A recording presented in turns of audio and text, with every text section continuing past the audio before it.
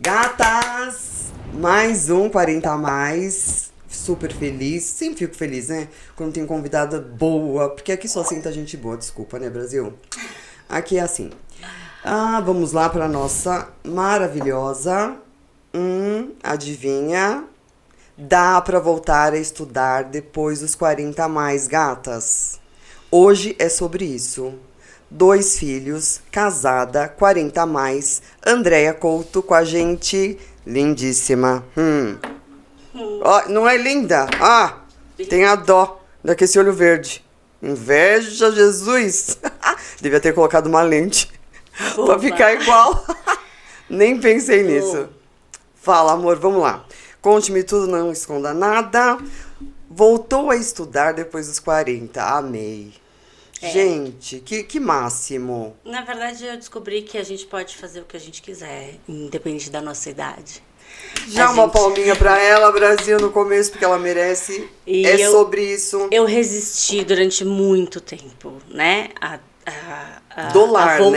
voltar a estudar, porque a gente vai falar aqui um pouquinho da trajetória, mas eu resisti bastante a voltar a estudar depois de 20 anos de formada, que eu sou formada em Direito, eu sou advogada, né, que me formei lá aos 20 e poucos anos, mas eu vou contar um pouquinho da minha história aqui. Mas estava no lar, né? Aí depois que... Não exerceu? Não exerci advocacia, fiquei um tempão em casa, cuidando da minha casa, cuidando dos meus filhos.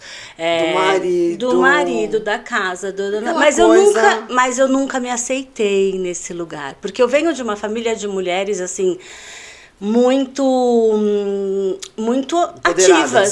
ativas, empoderadas, de mulheres que foram atrás dos seus objetivos, que sempre conquistaram alguma coisa, né? E então foi muito difícil, apesar de estar num lugar confortável e privilegiado, e muito privilegiado, se a gente parar para pensar, privilegiado no sentido de não precisar me preocupar com finanças, com as finanças, sem dúvida nenhuma, porque é super privilegiado. É um lugar muito privilegiado. Mas eu nunca me vi realizada só ali. Só nesse local. De mãe, dona de casa, de esposa, não, só ali pra mim sempre foi algo que não fez o meu coração arder. Filha, cheia de só gás. Que eu nunca parei de estudar. Mesmo durante essa trajetória, né, depois que eu me casei Você teve 2 casamentos, né? Vamos lá. Vamos no começo dessa história. Começar do começo. Mas eu gosto de atropelar mesmo, viu? Mas aqui a gente tinha que ter a tarde toda pra falar, mas vamos lá. Você é uma Barça, né, bem? Aí Barça fodeu. Barça, aí... Ai, gente, é um Google, Brasil, pelo amor de Deus. Essa Barça foi de lascar o cano. É quase que ir na biblioteca pra estudar, mais, né? Não é nem 40 mais, é 60 mais. Quase que, assim, lembra? Ir na biblioteca pra fazer trabalho. Exatamente. Né? Deixa pra lá, isso aí eu adoro. Fez parte da nossa história. Eu deixo esses mas fora. Não, por mim, assim, não tem problema nenhum, porque é o que a gente tava conversando. Eu acho que hoje eu tô com 45 anos, mas eu venho de uma trajetória de vida, assim, que hoje eu tenho muito orgulho de ter passado por tudo que passou, por ter acontecido tudo o que aconteceu. Então, vamos lá. Eu vim de um lar, assim, né, de um lar, vamos dizer, classe C, morei na Coab, C é D, mas D total. C. D total, C não. D. Morei na Coab durante muitos anos, aqueles predinhos, né, todos, não sei se a galera, bom, com certeza a galera conhece. Santo André, Coab do Alvorada, enfim, vim de lá e cresci lá, brincava lá e tudo acontecia ali. feliz, brincava na rua, brincava muito na rua, estudava ali no colégio público pertinho de casa e tinha aquela minha vidinha, fazia balé clássico, que era uma coisa que eu amava fazer isso. Eu sempre fiz atividade física, isso é uma coisa que sempre fez parte da minha vida. Mesmo sendo na Coab, mesmo sendo numa Mesmo. escola pública. Isso é fundamental. Aliás, esporte para todas as idades, Sim. né, é fundamental. Eu acho que o esporte ele transforma. O esporte ele te traz. Ele recupera. Ele recupera. Ele te resgata, né? Resgata a sua autoestima, resgata Valores de vida. Nossa, é impressionante. Autoconfiança, enfim. Disciplina. Bom, cresci num lar, assim, meu pai era alcoólatra, então ele bebia, né, bebia bastante. A gente tinha medo quando meu pai abria a porta, né? Eu lembro que eu tinha medo quando meu pai, porque eu nunca sabia como que ia ser, eu nunca sabia como que ele ia chegar, né? E ele era agressivo, verbalmente agressivo, sempre tinha muita briga. Eu passei muita vergonha, né? Na minha infância, na minha adolescência. Então, assim, foi uma infância e adolescência muito difícil. A minha mãe era dona de casa, aí minha mãe foi estudar. A minha mãe fez técnica de enfermagem e foi estudar, foi trabalhar para conseguir ter uma vida mais, ter uma vida mais estabilizada, né? Porque a gente não tinha educação financeira, a gente não tinha. Não, era uma sobrevivência mesmo. Sobrevivência total. Então lá era isso, a gente sobrevivia, né? E ali era a referência de mundo que eu tinha. Ali era a referência de mundo que eu tinha. Até que eu, aos 17 anos, né, aí eu comecei a trabalhar aos 14, porque fazia o colégio, trabalhava durante o dia e estudava à noite, em colégio público também. E aí, nesse período, eu conheci o Geraldo, que foi o meu primeiro namorado. Não foi meu primeiro namorado, não, porque eu já tinha namorado, mas foi, assim, meu primeiro relacionamento sério, que é o pai da minha filha, com o qual eu convivi durante alguns anos. E aí, namorando o Geraldo, ele era, na época, estudante de medicina. E aí o Geraldo, ele acabou que me mostrou um mundo diferente de oportunidades, me mostrou, e eu falo que essa oportunidade, gente, é que hoje é completamente diferente, né, Dô? Porque hoje o acesso à informação, ela é muito, não tem nem comparação, gente, do que há 30 anos, né? Imagina. Mas naquela época o meu universo era ali. A Coab, o bairro que eu morava, aquilo tudo que eu tinha, aquelas pessoas que eu convivia. Então, eu não tinha... eu lembro que... Acho que um modelo de referência. E aí... Pra se espelhar até. Sim. E aí, assim, eu conheci o Geraldo através da minha prima, que é médica, né? Eles se formaram juntos, então eles eram amigos de faculdade. Enfim, acabei... A gente tem sempre uma prima rica. Então, essa prima é daqui de São Caetano, né? E ela sempre foi muito referência para mim. Ela sempre foi uma inspiração como mulher, como estudante, como profissional. Só que o fato da gente viver num ambiente tóxico faz com que a nossa estima seja completamente comprometida. Faz com que eu tinha um complexo de inferioridade absurda, assim, absurdo. E tudo isso, vou me emocionar, e tudo isso foi eu só fui descobrir isso depois, né? Depois de muito adulta. Mas, gata, como que você ia querer algo diferente, sendo que você tava naquele universo? Não tinha como ser diferente. E assim, você já deu um puta salto. Eu digo que eu tenho um monte de filha adotiva, assim, né? Que eu vou construir, né?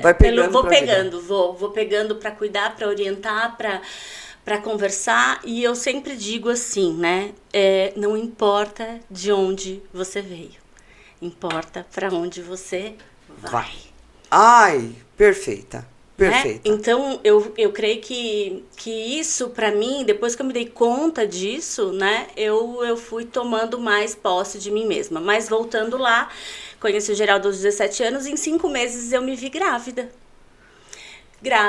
E... Tua mãe te teve com quantos anos? A minha mãe com 23. 23 Você é a anos. filha mais velha? Você tem Eu sou a irmãos? filha mais velha. Eu tenho um irmão 2 anos mais novo que eu. E aí me vi grávida com 17 anos. Eu tava no terceiro ano, né, da faculdade. Ou da faculdade, do colégio. Do colégio. E aí, assim, meu mundo meio que caiu, assim, eu não sabia nem o que eu ia fazer, pra onde que eu ia, o que eu ia, não sabia nada, Mas enfim. também não tinha uma educação sexual, mas sabe você tinha conversa com a mãe? Não, eu sabia que isso poderia acontecer, mas assim, como uma adolescente, e agora estudando psicologia, a gente vê que os adolescentes, a gente não tem, depois a gente vai falar disso, mas a gente não, quando adolescente, você não tem uma parte, né, do seu cérebro, que é o frontal, o lobo frontal, que não está totalmente desenvolvido. Ele vai se desenvolver conforme, e é por isso que o adolescente é impulsivo, é por isso que o adolescente ele é super irritado, ele é destemido, exatamente. Então tudo isso vai acontecer. Você acha que não vai acontecer com você, porque você já sabe da vida, você já, né? Você já é experiente, com 17 anos, você já é experiente. Então, assim, imagina, não vou engravidar. Todas as pessoas podem engravidar, mas... Eu não. Só que não. Né? Toma. Pois bem. Aí, bom, depois com disso... 17, 18 anos, você teve. 18, Isabela nasceu. E aí nós fomos morar em São Paulo. Fui morar sozinha com ele em São Paulo. Ele e a Isabela. Que salto. Eu falo assim que eu não sei como que a gente dava conta. Porque ele não tinha dinheiro, eu também não. Só que aí... Deus ajuda mesmo, bem. Não, Deus cuida. Eu falo que a minha filha é sobrevivente. Ela fala que ela não gosta de ouvir isso, mas eu falo que... Porque eu saía de manhã pra ir pra... e aí fui fazer faculdade, né? Porque eu não tinha faculdade ainda. Mas aí foi incentivo dele? Do Geraldo, foi. Fazer essa faculdade? Não, e sem dúvida nenhuma, uma faculdade eu tinha que fazer. Eu ia fazer alguma coisa, só que eu também não sabia o que eu queria fazer. Eu não sabia o que eu... Tinha acabado de ter filho também, Jesus. Não, era tudo atropelado, entende? Tudo muito atropelado. E aí, o que aconteceu? Eu, de fato, fui fazer faculdade, mas depois fui descobrir que não fui eu que escolhi, né? Eu deixei que ele escolhesse qual curso de faculdade que eu faria. Isso eu fui descobrir em terapia, né? Anos depois a gente descobre algumas coisas. E aí fui fazer direito, fiz os 5 anos de direito. Mas eu acho que ele foi uma ótima, se quiser saber, viu? Então... Porque ele te tirou de um universo... Não, ele sem dúvida nenhuma. Você imagina, você sair da Coab... Eu sou extremamente grata. Deus sabe o quanto, assim, a minha gratidão por toda a minha jornada. Por isso que eu falei pra você, sabe? Tudo isso valeu a pena. Porque tudo que aconteceu pra mim... me tornou quem eu sou hoje. E eu sou foda. Eu sei que eu sou foda. Hoje eu sei que eu sou. Que linda! Ela falando que ela é foda, Hoje eu sei. Hoje eu sei a mulher que eu sou. Emocionadíssima de ouvir você falar isso. Hoje eu sei o quanto a mulher que eu sou, a mulher que eu me tornei. Eu sei os meus valores. Eu reconheci, assim, a abundância que eu tenho aqui. Olha, até me arrepia de falar. Porque... E eu felicíssima! Acho que você sabe poucas coisas, assim, sim, né? Sim, mas eu sei que isso é muito de dentro, porque eu te conheci muito ostra. Então agora ver você aqui, sentada na minha frente, falando isso, com esse empoderamento, já valeu esse podcast. Já. Continua. Bom, então... Ele escolheu o teu curso aí? E ele escolheu o curso, e eu fiz o curso, mas eu não tinha consciência disso. Só que assim, sabe quando você também tá num lugar de sobrevivência, que você não tem... Tipo, você não tem outra opção. Gata, 18 anos, né? Você não tem outra opção. Então, você vai fazer...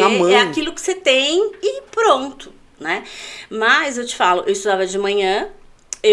A Isabela ficava de manhã tinha uma pessoa em casa que ajudava a gente a cuidar da Isabela, ia fazer a comida, enfim, cuidava da casa pra mim. Já tinha até uma boa vida, filha. Não, então, porque isso, na verdade, era a única forma que eu conseguiria estudar e alguém para me ajudar a fazer esse cuidado, porque depois eu trabalhava em shopping. Eu trabalhava em shopping, eu trabalhei 3 anos da faculdade, os 3 primeiros anos da faculdade, eu trabalhei em shopping. Então, eu trabalhava de vendedora das 14 até as 22 horas. De segunda a segunda. De segunda a segunda. É. Puta que pariu. Então, por isso que eu falo pra você, assim, eu não sei como que a gente dava conta. E ele estava estudando para residência na época. E ele dava plantão, tipo, ganhava R$ 1.000 por mês. Não, são detalhes que. Enfim, mas. Enfim, isso todo mundo sobreviveu. Todo mundo sobreviveu. Quando eu terminei. Mas aí, assim, também foi um relacionamento tóxico, porque o que eu vejo? Quando a referência, né? A nossa De referência casa. a nossa referência de vida, se a gente não cuida, se a gente não olha para isso, a gente vai continuar repetindo o padrão, né? E foi isso que eu fui fazendo comigo, sabe? Eu fui fazendo isso comigo. E aí Mas pensa que não é consciente. Não é consciente. Não é consciente. Não é consciente. É inconsciente. É o espelho que você teve. Como que você vai fazer diferente daquilo, gente? Não tem, só né? se... E aí a gente acabou se separando, acabei me separando. Que era o óbvio, né? Aí o que eu fiz? Só que eu tava trabalhando num escritório já tava como estagiária, já tava como... E aí eu acabei me separando dele, fiquei morando 1 ano em São Paulo, né? Nesse período, tive um outro relacionamento, mas acabou também não dando certo. E aí eu tive que abrir mão de tudo. Eu abri mão do meu trabalho, porque eu acabei, né, saindo do meu trabalho, e voltei para a Coab. Voltei para a Coab com 24 anos, com uma filha, um gato e toda a minha parafernália, né? Toda a parafernália que eu tinha. Voltei a morar na Coab com os meus pais, era meu pai, minha mãe, meu irmão. A minha avó, na época, a mãe do meu pai também morava lá. E eu, a Isabela e o gato, num apartamento de 2 dormitórios, um banheiro. 50 metros quadrados tinha um apartamento.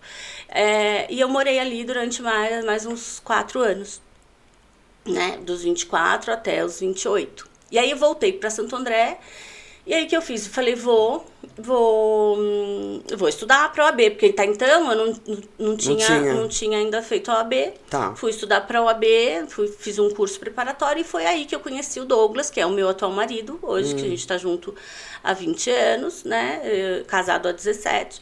E aí foi quando eu conheci o Douglas e continuei morando na Coab durante todo esse período. A gente namorou um período de quase 3 anos e depois a gente se casou. Né? Ele contribuiu muito também, assim, ele é uma pessoa, assim, super disciplinada, você conhece o Douglas, pessoa super disciplinada, uma pessoa super sistemática, e ele, nesse movimento, ele me ajudou muito, né, a colocar ordem na casa. A colocar ordem na casa, a estudar a ProAB, a buscar esse objetivo e tudo mais, e acabou que deu certo, consegui passar, e foi... Né? Aí eu falei, agora eu vou... Acho que ele foi um apoiador. Foi, total. Sem dúvida. E atuei. Aí trabalhei um pouco como advogada, mas assim, o meu coração nunca ardeu pra advocacia. Porque... Não tinha alegria. O único lugar que eu gostava e que fazia mais sentido pra mim... direito de família, era lavação de roupa suja. É o lado social. Não tem jeito. Esse lado meu, assim, sempre esteve muito, muito aflorado, muito forte. Exatamente. Só que aí, assim, trabalhei dos 14 aos 24 que nem uma louca, né, pra sobreviver. Aí, quando eu me casei com 28, com 28, com o Douglas e... Você casou mesmo? Casou igreja? Com o Douglas eu casei de verdade, de noiva e tudo mais. Com o Geraldo não. Com o Douglas foi lindo, meu vestido é lindo, maravilhoso, enfim. Tive tudo isso aí, sabe? Que eu achava que eu achava também que isso não fosse acontecer mais na minha vida. Era merecedora, com certeza, né? Não achava. Eu achava que isso não fosse acontecer, mas aconteceu e foi incrível, foi super lindo. Meio que sonho de Cinderela, não é? Ai, eu nunca gostei de princesa, sabe? Nunca fui. Mas você nunca pensou... Não, mas eu sempre achei muito bonito. Noiva, eu pirava nas noivas, achava lindo. Noiva, achava...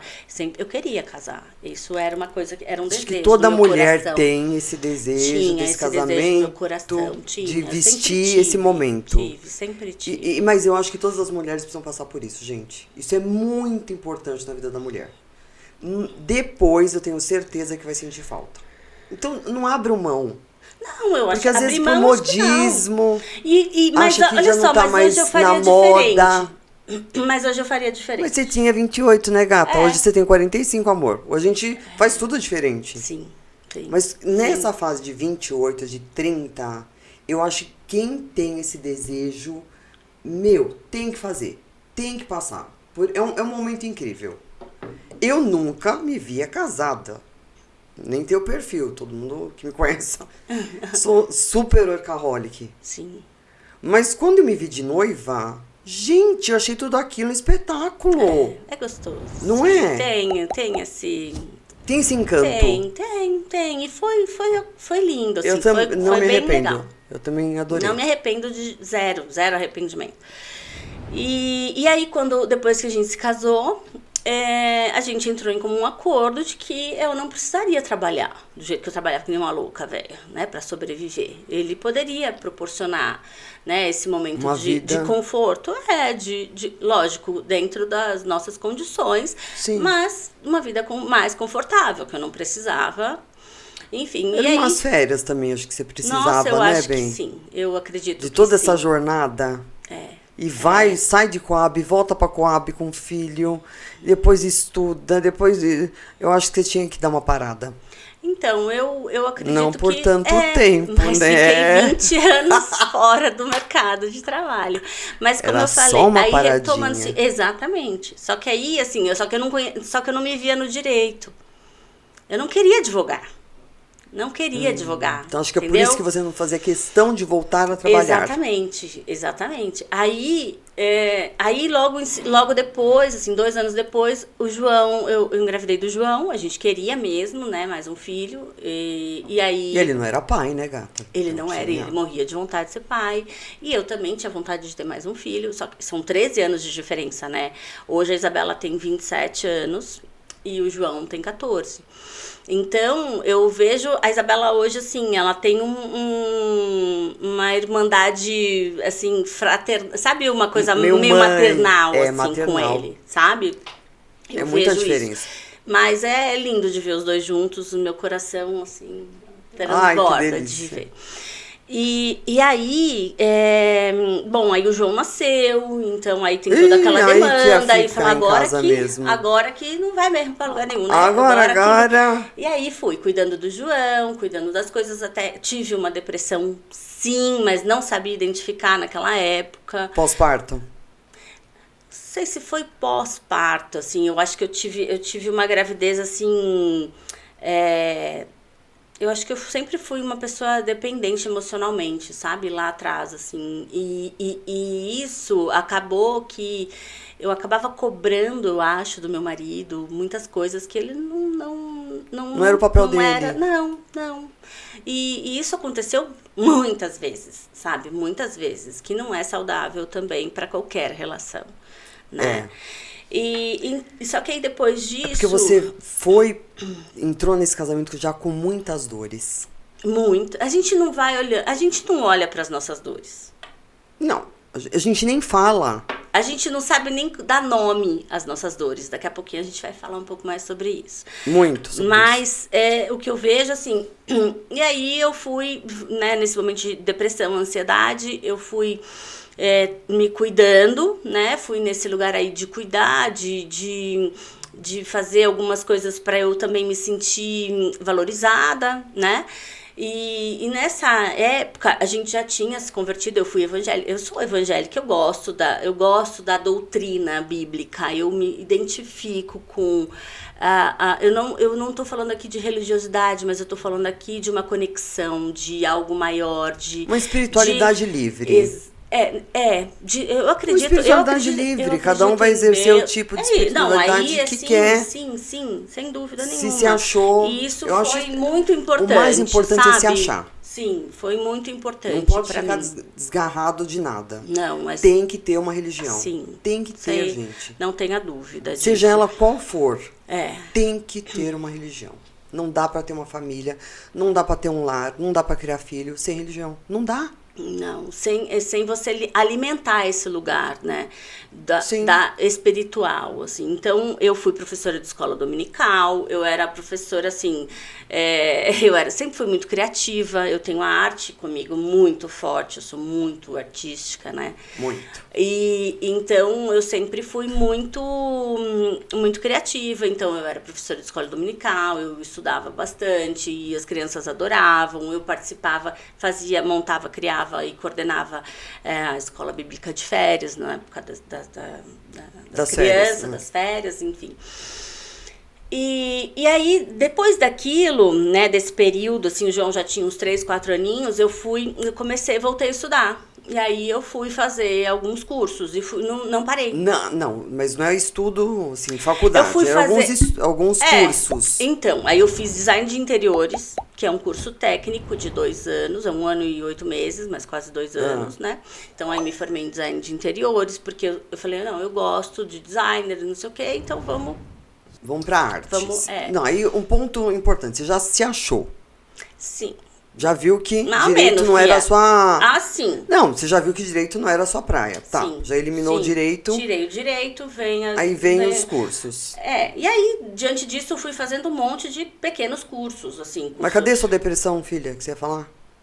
Então, nessa época, eu não identificava, eu atropelei a minha depressão. Eu engoli a minha dor.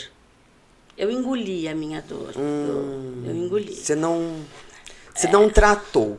Não. Você não cuidou dela. Não, eu abafei. E como você descobriu que isso era depressão? Eu descobri, porque aí diante de todos os cursos que eu fui fazendo, eu fui me deparando com algumas questões, assim, onde eu não olhava para mim. Onde eu só sobrevivia, eu só servia, eu só... Quais são esses lugares? Por exemplo, você fala no sentido de atitudes? Não, assim, lugares. Você falou assim, olha, eu fui vendo que eu fui me abandonando em vários lugares. Que eu não me olhava em vários lugares. Sim. Então, mas quais são esses lugares? Eu comia absurdo, comia muito, né? Eu tinha, assim... compulsão alimentar. Uma das minhas questões, assim... de compulsão, porque eu venho de uma família compulsiva. Eu venho de uma família que tem um grau que tem uma predisposição à dependência. O meu avô era alcoólatra, meu pai era alcoólatra, né? Eu comecei a beber com 14, 15 anos. Mas beber de pouquinho, assim, coisinha boba, mas é aí mas que se começa. Deixasse, É aí que você começa, sabe? É dentro de casa que começam os nossos vícios e a nossa dependência. É dentro de casa que começa. E então, aí eu me via nesse lugar, assim, de comer muito. Eu tenho fotos minhas, assim, que eu tô bem mais acima do peso que hoje. E aí eu não fazia atividade física, eu não cuidava de mim. Eu me via sempre que grau triste, de infelicidade. Triste, infeliz. Mas seu marido não percebia isso? Não, o Douglas sempre trabalhou muito, né? O Douglas é o workaholic. Né? Então, ele sempre trabalhou muito, assim. E isso vinha como carência. Ah, você é carente demais, né? Um excesso de carência, né? E aí comecei a fazer terapia. Foi quando eu comecei a fazer terapia. Faz mais de 12 anos que eu faço terapia. Que o marido dá um toque, né, gata, assim. Mas amor, eu acho que você aí tá que engordando. Ah, sim. Falou. Né? Mas aí, ao invés daquilo me ajudar, aquilo me colocava mais para baixo ainda. Eu acho que a forma, né? Às vezes a forma de dizer. Isso, exatamente, sabe? Então... Uma coisa você falar, amor, você tá gorda. Outra coisa, amor, você não vê que você tá um pouquinho fora do peso? Ou então assim, tem algum... Você não tá bem? Como é que tá acontecendo, né? Enfim. Mas a gente só dá aquilo que a gente tem. Então, cada um dá aquilo que tem. Não dá pra cobrar do outro aquilo que o outro não tem pra oferecer. E aí, diante disso, assim, eu fui fazendo terapia, cuidando desses lugares todos, até que fui fazer um curso chamava Terapia de Guarda-Roupa, que foi incrível esse curso, que era um curso de autoconhecimento, na verdade. E eu me encantei por aquilo. Eu comecei, falei, não, eu gosto disso, eu gosto de me descobrir. Eu comecei a descobrir quem era eu, Que curso é esse? Então, ele nem existe mais, né? Mas a gente pode criar, se você quiser. Podemos. Era assim, acho que eram 4 finais de semana, 4 sábados, o dia todo. Era em Campinas, eu ia para Campinas todos os dias. E era uma delícia, assim, tanto viajar, todo o trajeto eu adorava, porque era um momento que eu pegava a estrada sozinha, que eu botava uma música super gostosa, que eu tava ali comigo e eu não tinha noção Você do quanto sendo aquilo... você. Eu não tinha noção do quanto aquilo me fazia bem, né? Só vivenciando aquilo. E lá a gente aprendeu, assim, o meu tipo de corpo, qual era o meu tipo de corpo, quais são os estilos, porque tem vários estilos, né? Você sabe disso? A gente tem um estilo romântica, tem um estilo, que nem o meu, um estilo dramática, o seu também é dramática, eu imagino. Então tem o estilo dramática, dramática que são aquelas pessoas que se vestem, assim, de maneira conceitual, coisa que nem todo mundo tem coragem de usar. É o dramático, é isso? É o dramático. E o Nossa, dramático... então eu sou totalmente dramática. Você é. Eu também sou dramática. De colocar, sabe, uns colares diferentes, de colocar uma coisa que você fala, meu Deus. Sim. Mas que você banca aquilo porque aquilo faz sentido pra você. Sim. Né? Então tem vários tipos curso ótimo, gente, e aí porque foi acabou... ali onde eu fui me conhecendo, sabe? Conhecendo, assim, a história das mulheres da minha família, como que as mulheres se vestiam, como que era aquilo, sabe? Então, assim, foi muito legal. Muito legal. E no último dia do curso, a proposta era de você olhar para o seu... Né, naquela semana, você ia olhar no seu guarda-roupa e ia ver tudo aquilo que não fazia sentido mais para você. Eu tinha roupa guardada há 15 anos, que não me servia mais, que nunca mais ia me servir, porque Todo mundo guarda roupa, 36, tamanho 36. Não, mas tamanho 36, amor. Foi lá, né? Não, mas eu tenho também, olha que louca. Então, mas agora você tá falando... Meu guarda-roupa não, meu armário. Então, e aí eu tinha roupas assim, guardadas. Que não fazia mais sentido. Não fazia mais sentido, que não me representava mais. E... Gente, vamos limpar esse guarda-roupa. Não, esse armário que a gente é fina, não fala guarda-roupa. Então vai ser terapia do armário. Terapia do armário, gata. Terapia do armário. Pra gente sair desse armário que tá cheio de coisa, cheio de peso. Porque é peso. E coisa que não faz sentido nenhum mesmo. Exatamente. Não faz sentido. Você tá falando, já foi pro armário lá. E eu sou uma pessoa assim, eu não sou uma pessoa que eu não sou superficial. Eu sou muito intensa, sabe? E eu vou te falar, eu cheguei lá, amor, nesse último dia, com uma mala de viagem, uma mala gigante. Só a louca tinha mala. Só eu levei a mala. As mulheres com sacolinha de supermercado.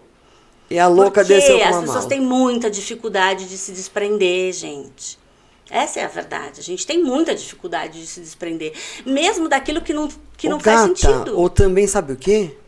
Não para pra olhar pra aquilo. Claro que não.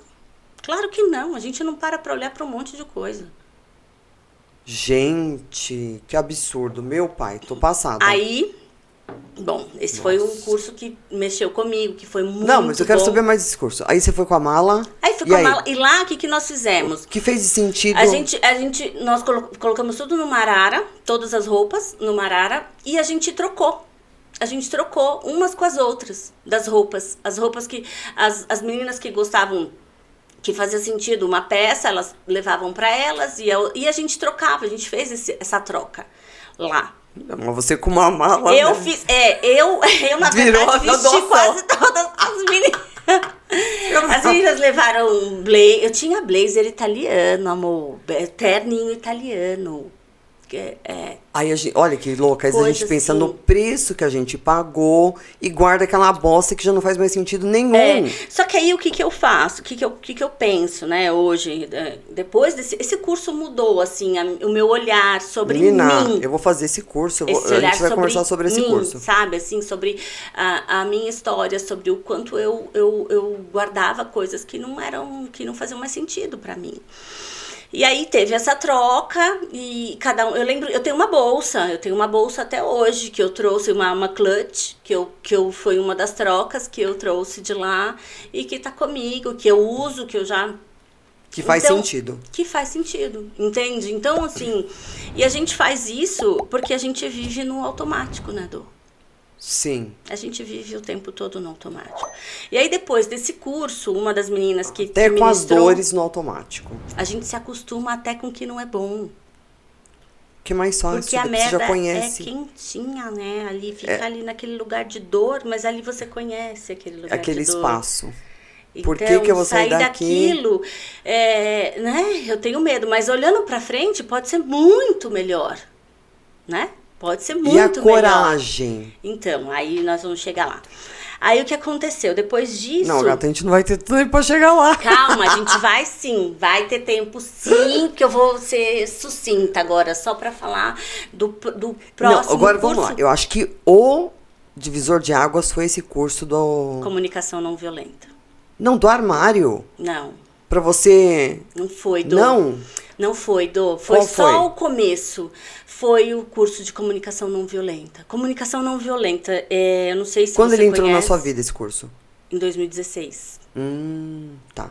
Foi desde lá. Sabe esses cursos de gente meio diferente, que fica uma semana num retiro, num quarto sozinha, numa cama, não tinha cama, não tinha televisão, era uma cama e um banheirinho, sabe aquele banheirinho que puxa até a cordinha, de tão antigo? Tudo muito simples, muito rústico. A alimentação lá era vegetariana, você fica uma semana nesse lugar. E lá são ministradas as aulas da comunicação não violenta, que inclusive está acontecendo agora. Sempre janeiro e julho que acontece, né? O meu último curso, o de aprofundamento que eu fiz, que também fiquei 7 dias, foi em 2020, antes da pandemia. Que eu também fiquei... Que sorte, hein? Foi antes da pandemia. E, nossa, mas depois de lá pra cá, minha vida virou do avesso também, mas enfim... aí fiz o curso. Só que o que acontece? O que é a comunicação não violenta? A comunicação não violenta, eu fui para tentar me comunicar melhor com as pessoas, né? Até o moço que virou para mim e falou assim, mas você não tem cara de que é violenta na sua fala, né? Mas não tem a ver com isso. A comunicação, não só isso, né? Mas a comunicação não violenta, a filosofia da comunicação não violenta, ela mudou completamente o meu jeito de me olhar. Com a comunicação não violenta, eu descobri quem é a Andrea. Eu descobri o que a Andrea gosta. Eu descobri quais são os sentimentos que estavam guardados. Eu descobri quais eram as minhas necessidades que não estavam sendo atendidas aqui. Nossa, que seríssimo esse curso! E aí eu te falo assim, olha... E por trás desse sentimento, como que funciona? Vou te explicar como funciona a comunicação não violenta. Toda fala agressiva, por trás dessa fala existe um sentimento, e por trás desse sentimento existe uma necessidade que não foi atendida. Então, vamos lá, uma pessoa super arrogante, uma pessoa soberba, uma pessoa que tá ali, que se acha que não sei o que... Por trás, existe ali um sentimento de querer se autovalorizar, de se autorreconhecer, certo? E por trás desse sentimento, existe uma necessidade que não foi atendida. É uma pessoa super insegura. Isso que eu ia falar agora. É uma pessoa super insegura. Tudo isso, para resumir, é uma insegurança que você não que é olha, camuflada. E como que você faz? Aí vamos olhar. Vamos olhar para mim, vou falar de mim. Quando eu me sinto insegura, então eu tenho uma necessidade de me sentir segura, né? E eu tô me sentindo insegura, então dentro desse lugar da minha insegurança, de uma necessidade que não foi atendida, o que a Andrea precisa fazer para ela se sentir mais segura? Porque a gente sempre deposita no outro, para que o outro venha suprir uma necessidade que é nossa, e o outro nunca vai fazer isso, porque ele não é você. E ele não tem essa obrigação. Claro que não tem. Ele nunca, por mais que ele tente, ele nunca vai conseguir fazer. Não. Porque a necessidade é sua. Então, assim, olha, isso é muito sério, hein? Eu tenho necessidade de me sentir valorizada, tá? E aí eu não me sinto valorizada na administração da minha casa. Então vamos ver, aonde que eu vou me sentir valorizada? Quais são os caminhos, quais são as atitudes que a Andrea vai fazer para que ela se sinta valorizada naquele lugar? Eu me sinto valorizada quando que nem eu tenho essas minhas filhas aí, que a gente conversa, que que elas vêm pedir alguma orientação, ou um cuidado, ou uma sugestão. Quando você é cuidadora. Quando eu me sinto valorizada, quando eu faço as minhas artes e eu vejo que as pessoas, né, elogiam. E nós temos necessidades, a gente tem necessidades universais, todo mundo tem necessidade. Então, assim, vou dar um exemplo aqui. Você tem necessidade de ser acolhida, você tem necessidade de ser amada, você tem necessidade de ser valorizada, você tem necessidade de ser compreendida, a gente tem inúmeras necessidades de se sentir compreendida, acolhida. E aí, quando eu olho para mim e vejo que eu tenho um monte de necessidade que não são atendidas em mim, eu tô me acessando, né? Só que isso dói. Isso que eu ia falar. É um caminho que no meio... Acho que começar não é tão difícil. Eu acho que o meio dele deve ser bem complicado e creio que as pessoas devam parar no meio do caminho. Porque olhar para a nossa dor é muito difícil. Então, você já ter a iniciativa de olhar, ok. A hora que você vai começar a se aprofundar nisso, isso vai começar a doer demais. Vai doer, mas aí que é a chave do CNV. Porque de não deixar o processo parar no meio. Então, e aí você, olhando para isso, você vai encontrar saída. Porque o fato não é resolver o problema. O fato não é resolver o problema. O fato é você olhar para aquilo e ter mais clareza de entender que você tem esse problema. Compreender e se acolher, gente. Sabe? A gente precisa... Dentro da CNV, né? Eu até separei, assim, tem dois filmes, um documentário muito legal no Netflix que dá para assistir, que é da Brené Brown. Ela tem vários livros dela e ela fala sobre a coragem de ser imperfeito, a coragem da gente se colocar vulnerável, a coragem da gente se colocar num lugar de imperfeição e de autocuidado.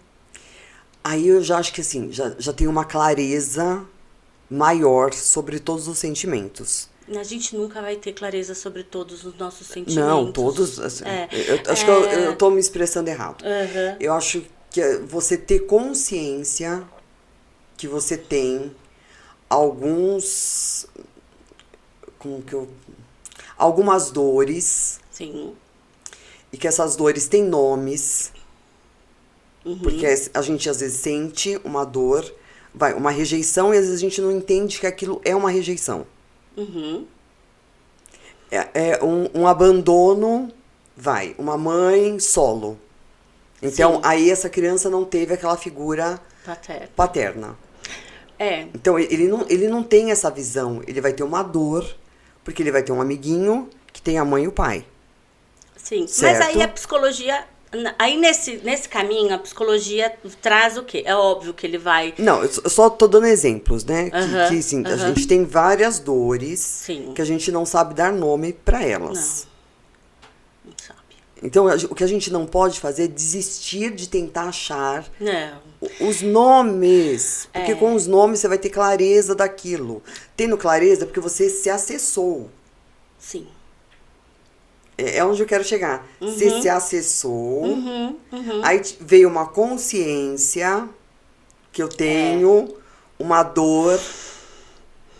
Aí essa dor tem um nome. Eu vou contar uma experiência que aconteceu há pouco tempo. Eu acho que é super importante, porque essa mulherada não sabe dar nomes. Porque não se fala disso. Não, e assim, e pós-pandemia, a gente precisa falar de saúde mental. Né? Muito! A gente precisa falar de saúde mental, porque eu vejo, assim, as pessoas estão completamente doentes, sabe? E isso é muito sério. Estão mesmo. A gente precisa olhar para isso com cuidado, com carinho, com acolhimento, sabe? Eu vou dar um exemplo, com empatia, assim. gente. Então, eu vou dar um exemplo. Eu nem falei do CNV direito, mas a gente volta lá. Mas eu vou te falar, assim, um exemplo de uma comunicação. Esse gancho dessa mulher entender. Olha só, então eu vou dar um exemplo agora pra gente conseguir captar. Eu passei por esse último ano, assim, aconteceram muitas coisas na minha vida. Eu acho que não sei se eu cheguei a comentar com você, mas depois da pandemia, a minha mãe teve uma queda, foi o ano retrasado, né? Fez um ano agora que ela precisou amputar uma parte do pé, ela é diabética. E ela amputou uma parte do pé. Ela fez 3 cirurgias dentro de um mês. Foi uma sequência de imprevistos, né? Só que na mesma época, meu marido também foi diagnosticado com câncer de tireoide. E ele estava com cirurgia agendada. Então, tinha minha mãe, tinha o Douglas. E aí, logo em seguida, o meu pai foi diagnosticado com câncer de próstata. E logo em seguida, o meu sogro também foi diagnosticado com câncer de intestino. Então, e o meu irmão... Oi, Brasil! Pera lá que não acabou. E antes disso, um pouquinho antes da minha mãe cair, o meu irmão, ele é dependente químico, ele é adicto, né? E ele tava numa vibe, assim, louca de dependência química, se perdendo total, né? E eu tive que intervir na família, porque eu sempre fui aquela que foi apagando os incêndios da vida de todo mundo, cuidando de todo mundo, né? Alguém tem que fazer esse papel. E a gente internou, e aí a gente decidiu, na verdade eu consegui convencer os meus pais e a esposa a internar o meu irmão, e ele ficou internado durante 6 meses. Né? Então, primeiro meu irmão foi internado, aconteceu exatamente nesse ciclo. Julho, meu irmão foi internado, agosto, a minha mãe caiu, setembro, ela fez as 3 cirurgias e o Douglas também fez cirurgia nessa época. Eu saía de um hospital, eu ia para outro.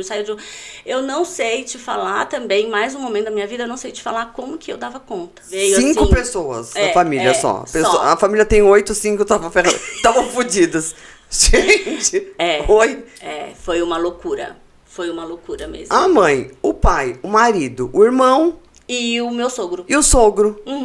Aí só sobrou a sogra e os 2 filhos. Minha sogra me salvou, ficou em casa durante gata, uma semana. Da tua família sobrou teu filho, tua filha e a sogra. O resto da família inteira tava fodida. Isso. Jesus! E aí, o ano passado, eu fiz uma mentoria, porque a pessoa não para. Eu fiz uma mentoria, né, da CNV, da Comunicação Não Violenta. E teve numa das aulas que eu tinha acabado de assistir, já era noite. Tudo isso que eu já tinha vivido, de todo essa avalanche que chegou, né, na minha vida, de todo esse período, o que aconteceu? Eu me vi, assim, completamente esgotada, né? E aí, teve um dia que eu peguei o João, meu filho, né? E era bem tarde da noite e eu tava com a cara desse tamanho, de tanto que eu tinha chorado e tinha participado de um exercício de comunicação não violenta. De olhar para as minhas dores e identificar qual era a minha necessidade. A minha necessidade era de descanso. Olha, você abaixou até o tom da voz. A minha necessidade era de descanso, a minha necessidade era de pausa, a necessidade de olhar um pouquinho pra mim, a necessidade... Né? Mas nesse momento não dava, né? Mas já tinha acontecido tudo isso, depois de todos esses episódios. Sim, já tinha acontecido tudo isso. E aí eu cheguei pro João com a cara desse tamanho e falei, filho... Nossa, filho, eu descobri agora o quanto eu preciso de pausa, o quanto eu sou humana, o quanto eu preciso olhar pra mim, né? E eu falei, coitado de 13 anos. 14. Aí eu virei pra ele e falei assim, e agora, João, eu vou falar uma coisa pra você. Eu tô aprendendo a ser sua mãe. Eu tô aprendendo a ser mãe de adolescente, porque muitas vezes eu me vejo, filho, como um recém-nascido. Lembra Meu quando você Deus. pegou o seu filho recém-nascido, bebezinho, que você não sabia muito o que fazer? A adolescência é a mesma coisa, Dô, porque eles vêm os hormônios vêm. Sim. Tudo vem diferente. Então, assim, Dá uma filho, virada de olha, chave. eu fico arrepiada. E eu falei, filho, eu quero aprender a ser mãe de adolescente. Então fala onde que eu posso melhorar. Me fala onde que a gente pode se ajustar. Eu tô aprendendo com você. Ai, que lindo. Né? Aí, e eu tinha chorado e tudo mais, aí E eu ele? entrei, aí eu fui no banheiro dele, entrei no banheiro dele, aí ele virou pra mim e fez assim, mãe, fiquei de recuperação de português.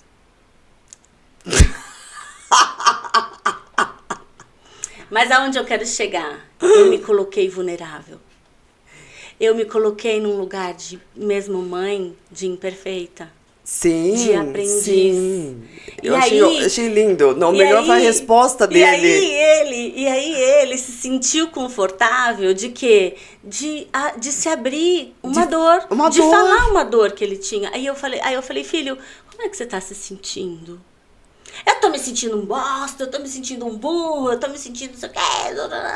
Eu falei, super natural você se sentir assim. Porque assim, eu fui lá não pra falar pra ele me acolher, me curar, ou nada. Eu só fui lá pra me colocar como o quanto eu precisava dessa pausa, o quanto eu precisava olhar pra mim e o quanto eu queria aprender a ser uma mãe melhor de adolescente. Entende? Porque eu não queria cometer os mesmos erros que eu cometi com a minha filha. Porque eu fui uma mãe adolescente de uma adolescente, né? Lá atrás. Não eu fui tem uma mãe. culpa, então, gente. assim. Não tem Não tem. culpado. Não. É uma mas Até a mãe tem essa vibe de carregar culpa. Mas aí, então, mas quando a gente consegue olhar para o que foi e entender que naquele momento era tudo aquilo que você podia oferecer. Aí vem a você deu o seu constelação melhor. familiar. Você tem o seu melhor. Bem. Você deu o seu melhor. Você fez aquilo que estava ao seu alcance, sabe? Então, isso foi libertador. E a CNV me ajuda muito nesse sentido. Porque eu vou te dar só um exemplo, assim, da comunicação. Porque a comunicação não violenta, ela faz o quê? Ela vê o fato em si. Então, por exemplo, deixou o tênis jogado na sala. E aquilo, para mim, é muito importante, né? Então, poxa, João, mais uma vez, você deixou o tênis jogado, não foi legal. Então eu vou falar de um fato. Eu não vou te acusar. Eu não vou te julgar. Entende? Então, vamos Isso pensar. é super importante. João, vou dar um exemplo, porque ele nunca A deixa forma- tênis jogado. Mas assim, exatamente, porque o CNV tem o quê? Ele tem, são alguns passos que a gente vai olhar. Então, primeiro, eu vou olhar para o fato em si, eu vou observar esse fato. Né? Então, existe um fato, o tênis está jogado na sala e aquilo para mim me ferve por dentro. Mas ok, aí eu vou observei aquilo. João, então observei o fato, logo em seguida eu vou fazer o quê? Eu vou falar, então, deixa eu falar uma coisa pra você. Eu vi que o tênis ficou jogado Na sala. Na sala. E é muito importante pra mim. E quando isso acontece, aí eu vou falar de mim. Olha só, aí eu trago pra mim. Eu vou falar do meu sentimento. Quando isso acontece, eu me sinto, sabe o quê? Eu me sinto desvalorizada. Eu me sinto desvalorizada porque, assim, é importante pra mim que a casa esteja, sabe? Organizada. Que a casa esteja. Organização é importante pra mim. Limpeza é importante pra mim. Tô dando um exemplo do tênis jogado. Entendi. Mas assim, vai ficar claro pra elas. Pensa num relatório, que alguém te entrega toda semana um relatório que tá errado. Aí você vai falar, cara, né? Toda semana tem que falar. Da mesma coisa do relatório. Sim. Né? Aí. Então, mudar o tom, mudar a forma. Então, mas você não vai falar do outro, você vai falar de você. Porque o CNV, eu olho pra mim. A comunicação não violenta, eu vou olhar primeiro pra mim. Eu vou olhar primeiro o que me incomoda. Qual é o sentimento que tem aqui que tá me deixando desconfortável e que eu não tô conseguindo. E tem uma necessidade aqui dentro que não tá sendo atendida. Você tá entendendo? Tá conseguindo? Então, assim, um relatório que vem toda semana. que eu preciso ajustar, tá? Olha, então vamos Mas fazer acho que o melhor seguinte, exemplo é o da casa mesmo. da casa. Pra elas Pode ser o da poderem casa. entender. Mas nesse sentido assim, ó. Ah, então vai. Ou então. A toalha do marido que Tá ficou em cima da mesa, da cama. cama, exatamente. Molhada. Isso. Essa é clássica, né? É. Então, é importante. Ó, quando você faz isso, eu me sinto. Como que eu vou me sentir? Ah, eu me sinto. Ah, é uma falta de consideração. Eu me sinto desconsiderada, eu me sinto desvalorizada, eu me sinto. Né? Eu não gosto disso. Assim, isso não me faz bem. Eu fico triste, eu fico decepcionada com aquilo que você me falou. Eu fiquei decepcionada, me senti tão desvalorizada quando você tocou nesse assunto e falou sobre isso, isso e isso. Ó, eu não estou julgando o outro. Eu estou falando de um fato. Quando esse fato aconteceu, ó, esse fato aconteceu, você, eu lembra como foi o nosso diálogo? Aconteceu isso, isso e isso, e eu lembro que você falou, você verbalizou isso. É isso mesmo? Foi isso mesmo que eu entendi? É isso mesmo que eu entendi? Porque às vezes também a gente interpreta muita coisa, né? Errada. A gente acaba interpretando Sim. um monte de coisa errada. Então, olha, é importante. Aí eu vi aqui, qual é o meu sentimento? Eu tive um sentimento aqui de... Ai... E aí é importante a gente olhar para o nosso corpo. Exatamente. Olha porque como é importante. O nosso corpo vai falar. Não, se a pessoa não tiver um olhar pro corpo, que olhe porque o que ela tá sentindo, porque ela vai acordar diferente, ela vai estar angustiada, ela vai estar triste, ela vai estar com aperto no coração, são sentimentos. Ou ela vai estar muito ansiosa, eufórica. Exatamente. Ela vai sair do seu normal. Você tem um padrão normal. A hora que você viu que teve uma alteração tanto para cima quanto para baixo, aí, opa, a gente precisa olhar com cuidado para isso. Tem que colocar esse sininho, sabe o sininho do YouTube? Sem dúvida, sem dúvida. Eu acho que é isso que a gente precisa. Isso para mim Põe o sino. Isso para mim foi um divisor de águas. Toca esse sino aí. Quando eu comecei a olhar para todas essas dores, né? Dores do meu passado, dores do quanto o quanto eu estava ali repetindo um monte de padrão, né? Quando eu comecei a olhar para tudo isso em mim, aquilo foi trazendo uma autenticidade, aquilo foi trazendo para mim uma força interior, porque por mais que eu não vá resolver algumas coisas, porque tem coisas que não dependem de mim para resolver, eu vou conseguir ter clareza sobre aquilo. Eu vou conseguir compreender e me acolher naquele lugar. E aí, né, depois que eu identifico o sentimento, depois que eu identifico essa necessidade que foi atendida ou que não foi atendida, eu vou fazer um novo pedido para você. Olha, então assim, organização é muito importante para mim, pontualidade é muito importante para mim. A gente pode combinar, e aí veio um pedido depois, a gente pode combinar que numa próxima oportunidade você vai ter um pouquinho mais de atenção, né, de olhar para isso, o quanto é importante para mim, porque numa relação não sou só eu tô aqui, é uma troca, né? É uma troca. Entende? Então, assim... Eu entendo. E aí o pedido, né? O pedido é assim, na próxima, então, a gente pode fazer diferente. Por exemplo, essa semana mesmo, eu vou dar um exemplo meu com o marido. Eu sinto necessidade, eu tenho inúmeras necessidades, óbvio, como todo ser humano. E eu tava sentindo uma necessidade de me divertir, de poder... sair com amigas. Isso eu faço. Aliás, eu faço muita coisa, né? Eu tenho necessidade. Ele fala que eu tenho muita coisa, que eu faço muita coisa, e eu faço mesmo, porque eu sou uma pessoa que eu preciso de. Eu ando de bicicleta. Aliás, domingo de manhã eu amo andar de bicicleta com as minhas amigas. Eu faço atividade física, enfim, são várias as necessidades. A necessidade. E a necessidade dessa semana que eu precisava. Se fosse diversão E precisava tempo de qualidade, eu precisava de experimentar coisas novas, né?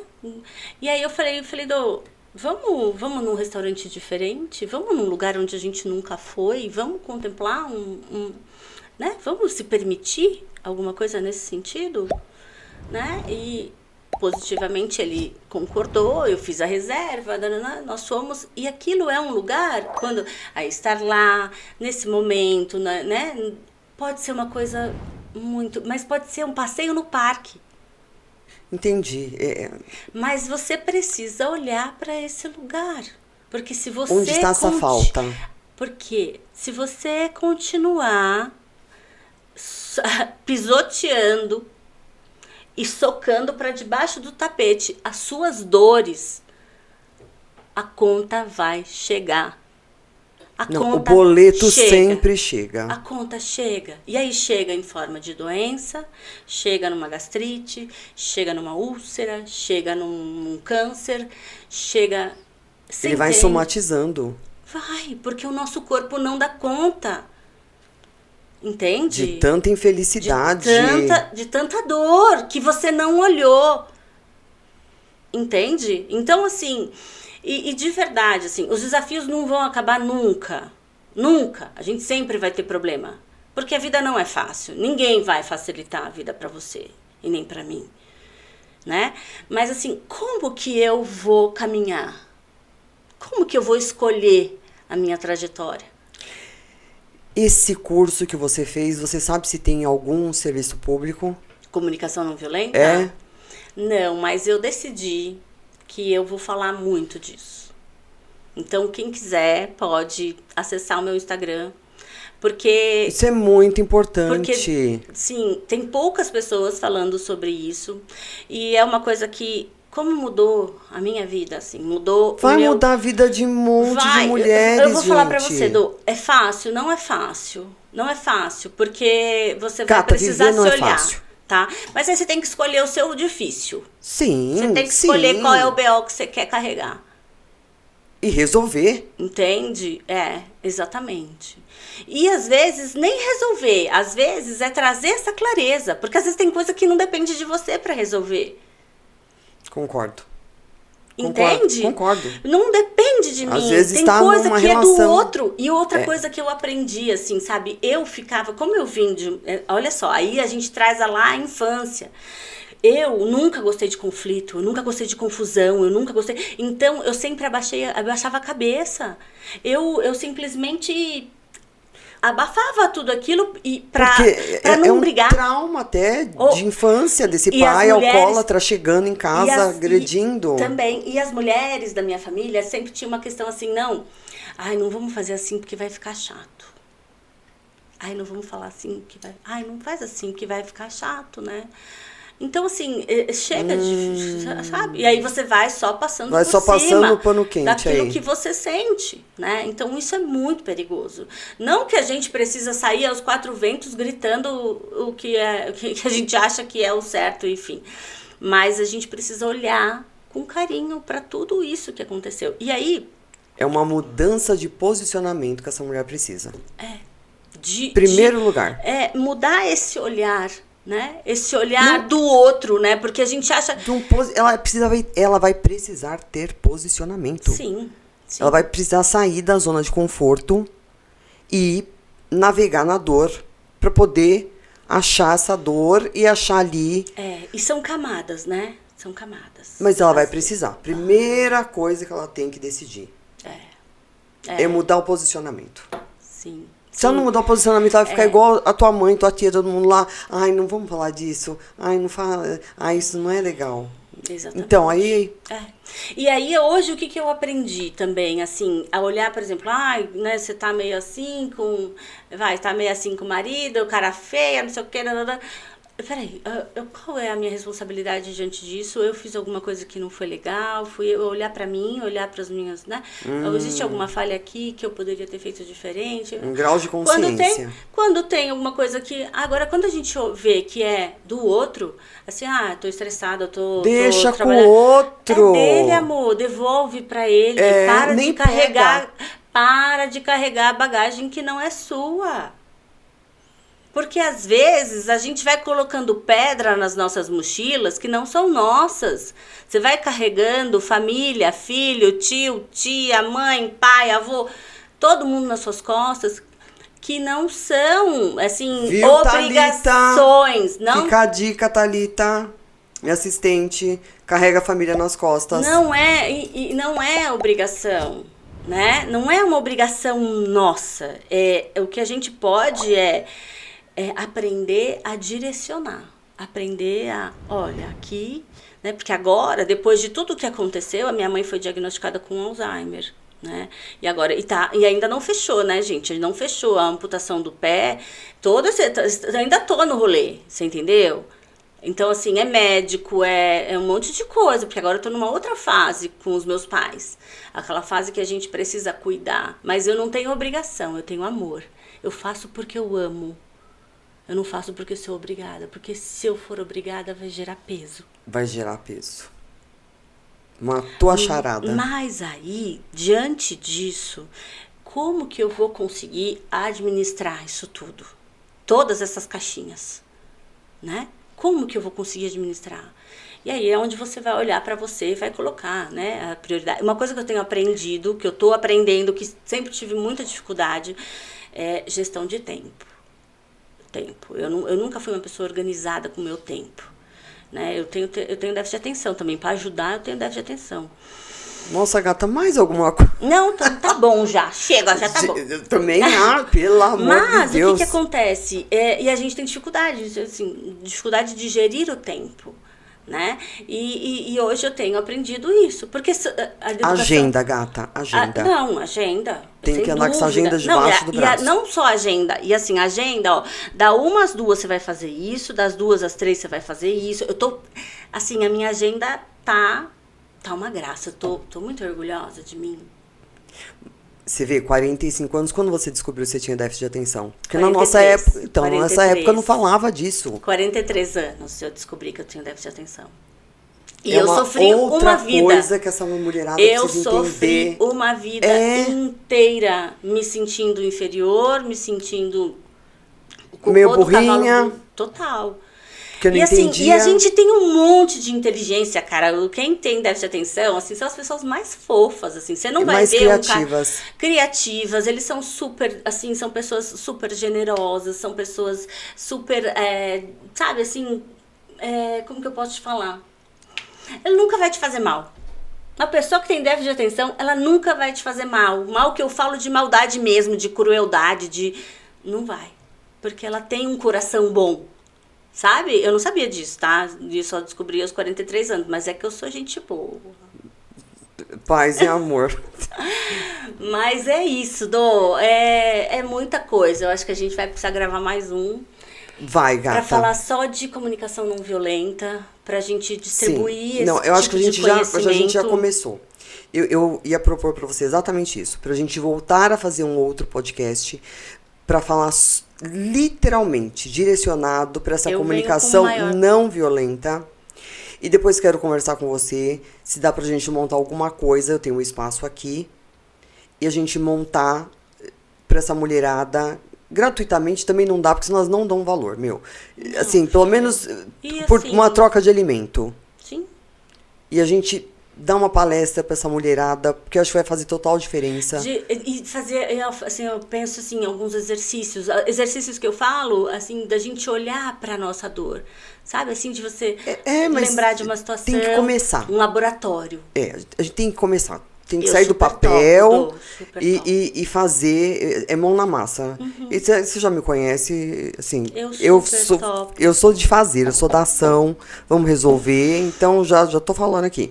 Coloco meu espaço à disposição, vamos colocar as redes sociais, já vamos colocar isso, assim, muito latente. Vamos tratar de comunicação não violenta. Quem quiser, ligue para tal número. Uhum. Estamos aqui à disposição. Uhum. Fechou? Fechadíssimo. Então é sobre isso, gata. E você vai voltar, porque o tempo é curto e você já estourou o tempo, bonita. Ai, Jesus. É porque a pessoa tem mais história que o Walt Disney, Brasil. Agora vamos lá, escolha uma mulher aqui que te representa e você vai trocar e colocar aí do seu ladinho. Nossa, me arrepio. Aqui ela, sem dúvida. Ela mesmo? Minha origem. Ai, não falamos da sua origem. Tá bom pra você? Origem. E tem mais uma coisa, né? A gente, não sei nem se tá gravando ainda, mas eu me descobri negra há pouco tempo, né? Eu não me identificava como negra, eu achava que eu era branca. Mas, por outro lado, olha que doido isso. Quando eu tinha 5 anos... Você escolheu a Índia? Eu escolhi a Índia. Mas a Marielle também é minha. Tá difícil não escolher...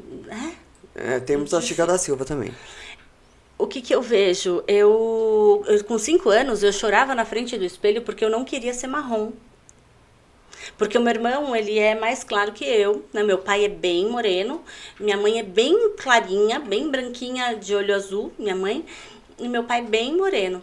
E eu tenho um tom de pele mais escura que o meu irmão e que os meus primos, né? E a gente convivia com os meus primos e eu não me reconhecia ali, eu me via diferente, só que eu não tinha consciência também disso tudo. E eu crescia, não.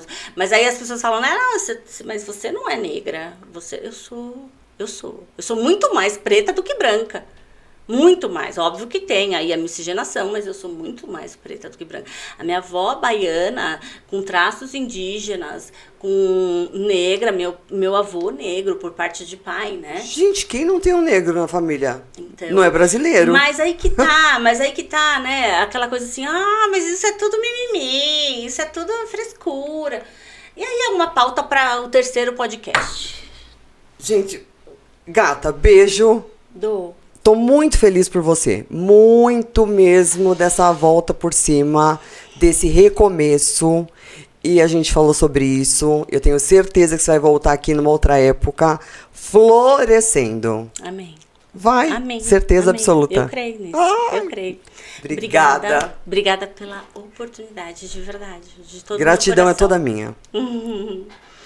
Beijo. Beijo, querida. Caralho, a mulher fala, hein? Puta que pariu.